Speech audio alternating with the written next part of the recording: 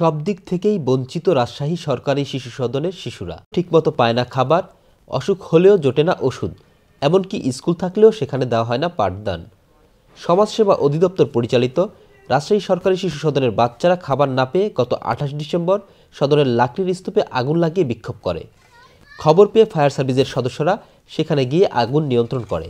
তবে ক্ষুধার আগুন এখনও ঠিকমতো নিবারণ হয় না তাদের। প্রতিদিনই খাবার কষ্টসহ সব ধরনের অভাব নিয়ে বেড়ে উঠতে হচ্ছে এই শিশুদের।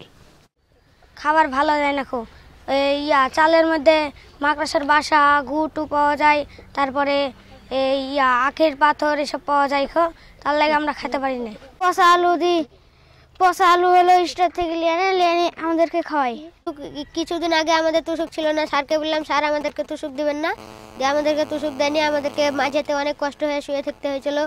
ওই এতে অনেক ধরনের সর্দি কাশি হয়েছে, এর জন্য আমাদের ডাক্তারের দরকার। এখন আর ডাক্তার আসে না, সেই জন্য আমাদের অসুখ বিসুখও বেশি বেড়ে গেছে। অসুখ বিসুখের এখন ওষুধ দরকার, সর্দি কাশি ছেলেবেলার হয়েছে বেলা। 10 একর জমির উপর 1958 সালে প্রতিষ্ঠিত রাজশাহী সরকারি শিশু সদনে গিয়ে দেখা গেল বাচ্চাদের স্কুলে পরিবার নিয়ে বসবাস করছেন সদনের একজন কর্মচারী। সেখানে বাচ্চাদের পাঠদানের জন্য 2টি কক্ষ থাকলেও তা রয়েছে তালাবদ্ধ। বাচ্চারা জানালো সেখানে কোনোদিনই পাঠদান দেওয়া হয় না খেলাধুলার কোনো সামগ্রী। না, ঠিক মতন হয় না। আমরা স্কুলে যে বসে থাকি, যতক্ষণ ক্লাস হয় ততক্ষণ পর্যন্ত আমরা বসে থাকি 11:30 পর্যন্ত, কিন্তু সেটা অতক্ষণ পর্যন্ত আসে না। মাসে বোধহয় দুইবার কি একবার ক্লাস হয়, তাছাড়া আর হয় না। আমাদের 3-4 বছর ধরে ব্যাট বল দেয় না, স্যারের কাছে চাহাত যায়। স্যার বলে কি যে ব্যাট বল নাই, ব্যাট বল নিয়ে আসবো। ফুটবল খেলতে চাই, স্যার বলে ফুটবল এখন নাই, কিন্তু অফিসে ফুটবল আছে, স্যার ফুটবল দেয় না। বাচ্চাদের আবাসিক ভবন পরিদর্শন করতে চাইলে মেলেনি অনুমতি।